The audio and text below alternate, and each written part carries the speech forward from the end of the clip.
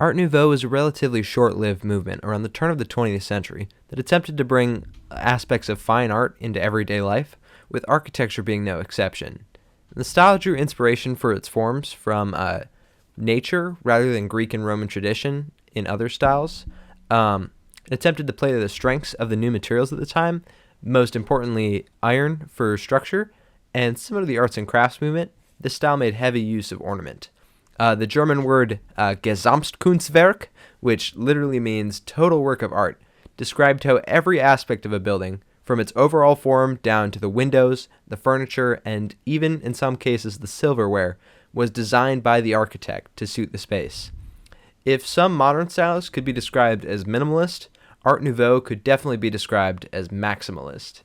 Some famous architects who worked in the Art Nouveau style include Victor Horta, who designed the Tassel House here and the Horta House, Hector Guimard, who designed the Castel Béranger and the Paris metro stations, and Antoni Gaudi, who designed a number of buildings in Barcelona, including Casa Bayo, Casa Mila, and the Sagrada Familia, which is still under construction today, and it's set to be finished in 2026. One block that you're going to want to make heavy use of is the sort of copper color palette here, and my two personal favorite of the oxidation stages are Weathered, if you're going for like a greenier look, and Exposed, if you're going for like an orangey pink sort of hue, and these are just wonderful, wonderful blocks. The Great especially is really nice as some sort of like either window detail or just some kind of, it almost looks floral in a sense, and so you can use that either for like a diamond shape or like a flower shape, and these guys look very, very industrial. It's perfect for the sort of time period that Art Nouveau took place around, late 1800s, early 1900s, and oxidized copper, fully oxidized copper is also really nice. It just kind of got more of a bluish tint that I don't find myself using as much, but this green is very, very nice. And Art Nouveau came at a time where a lot of new pigments were being created, and so designers were able to kind of, use colors that they really hadn't had access to before, and so it's a lot of like the tertiary colors, primary being like red, yellow, blue, secondary is like orange, green, purple, and now we're sort of getting into like a reddish orange, a peach, a lime green, or a cyan, and so just making use of like pastel colors, sort of little yellowy orange, or like kind of a brighter orange. All of these are great, and feel free to use any more kind of color, but just be really creative with it. Go wild with the color. When you're using white blocks in this style, I like to go for kind of a sort of creamy off-white sort of color. So it'd be like a mushroom stem or bone block especially has got a really nice sort of yellowy white. And diorite's kind of a colder white, but that one's also super nice. And the white terracotta that uses the background here is definitely a lot pinker, but it is pretty nice. And then all of these sort of blocks, really any sort of block that's got a lot of detail within its texture itself. The note block here is really reminiscent of the copper grate down there, obviously with like a more wooden kind of texture. The top and the sides of the chiseled bookshelf are really nice. They have a good texture to them. Glazed terracotta, most of them are super, super nice. This pink one I find is really nice. It looks kind of like a flower petal. The lodestone now is a lot cheaper, so if you're building in survival, this one is a good one to throw into like a sort of stone color palette. And then this warped sort of set here, especially the trapdoor, with the sort of organic shapes that Art Nouveau sort of uses. This is a perfect use for the kind of bendy warp trapdoor. So our first example here is inspired by Hector Guimard's metro stations in Paris. And so you can see here, we've got the metro sign, and we've got these two sort of lampposts. What I want to try and do is get sort of a subtle curve that doesn't take up too many spaces, or too many blocks. So this is only 3 blocks wide, and a stair here, and then we're just using trapdoors to kind of make that gentle sort of arch. Then we got a stair, and then another trapdoor to hang the lantern off of. And then we're kind of using the same trick here for the station itself. So it's mostly made of trapdoors surrounding this sort of staircase. And so we've got one on the inside here, and then most of these are on the other block here outside, sort of framing this sort of gentle arch. And then we've got upside down stair, and then 2 trapdoors like this to kind of mark the top of the curve, and then we're going back down. So we're creating sort of like a horseshoe shape here. And then up top, we want kind of like a flower petal-y like overhang.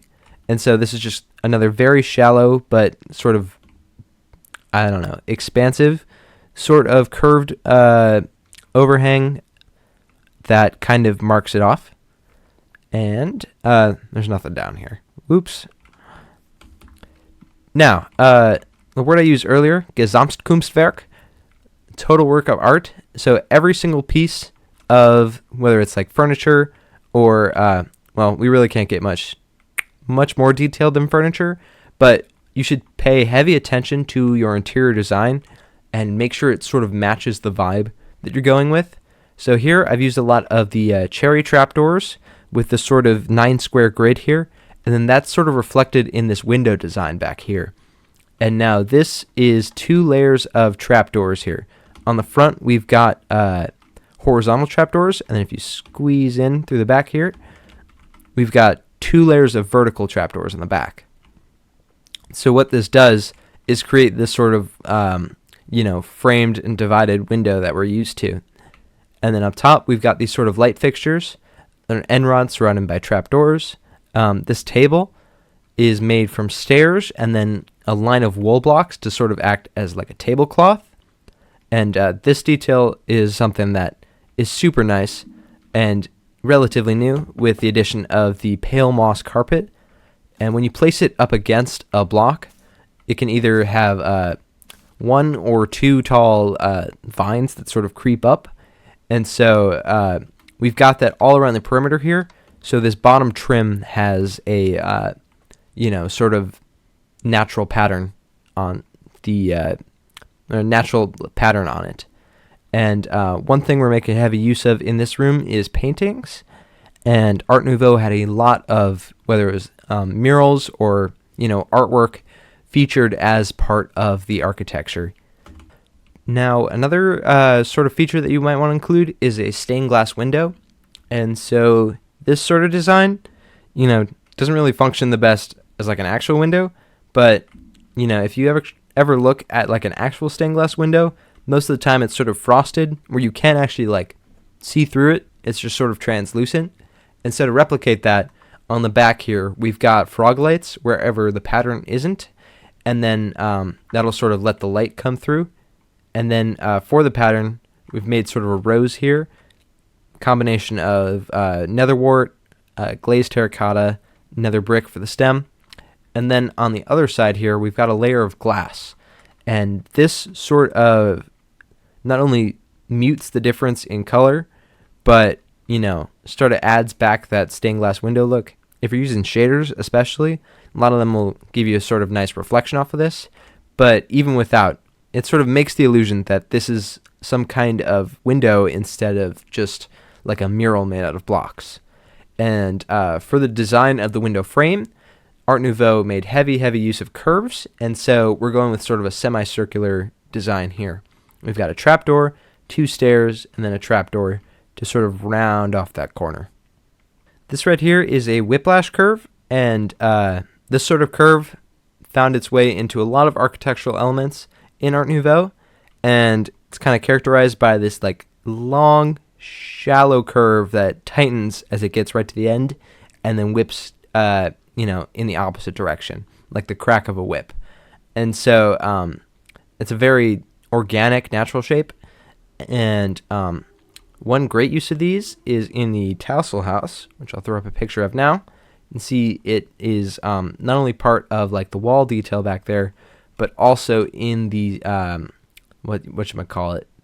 the stair railings. They also feature wrought iron formed into these kind of curves.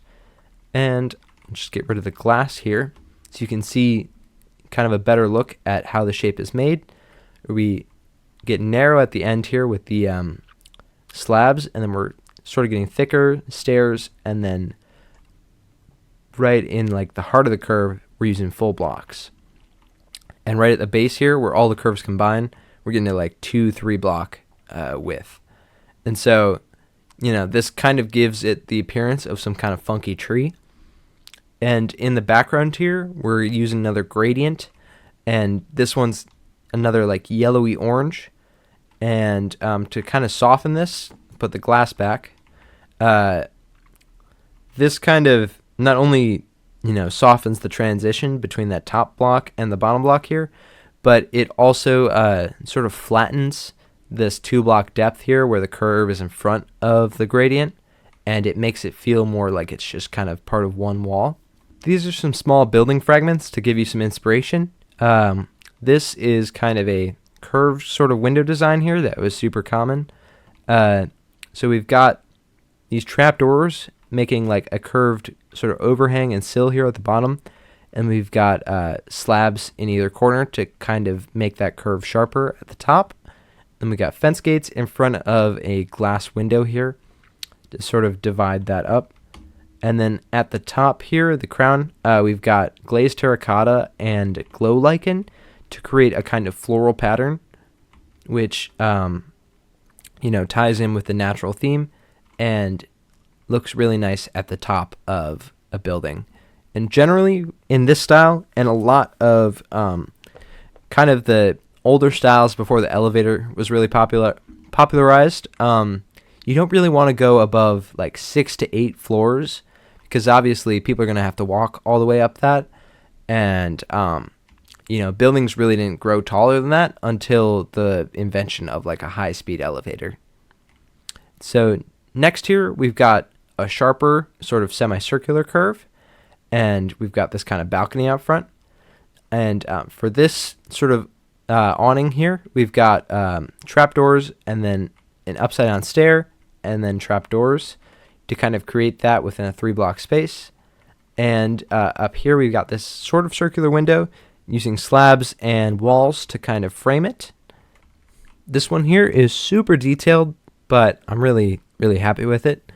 From far back, you can see we've got 3 sort of curves that we've tried to work into a super tight space. So we use walls here and then a slab. And for this middle one, we wanted to make it bigger. So walls and then a stair and then another block higher. So we're getting this kind of larger curve compared to the ones on either side. And on the inside here, we're doing the same thing with the walls and the slab to create kind of curved openings in what would otherwise be sort of like rectangular windows. And on the inside of our balcony here, we've got potted plants. These are made just using a decorated pot and a regular flower pot that you can put whatever in. And bottom of this balcony is a really shallow curve, stairs, slab, trapdoors. But if this was attached to a larger structure, you could have, walls coming to either side. And so this would kind of like arch over, whatever's down below. And up top here, we've got the same design without the balcony in front. So you can just get a better look at that.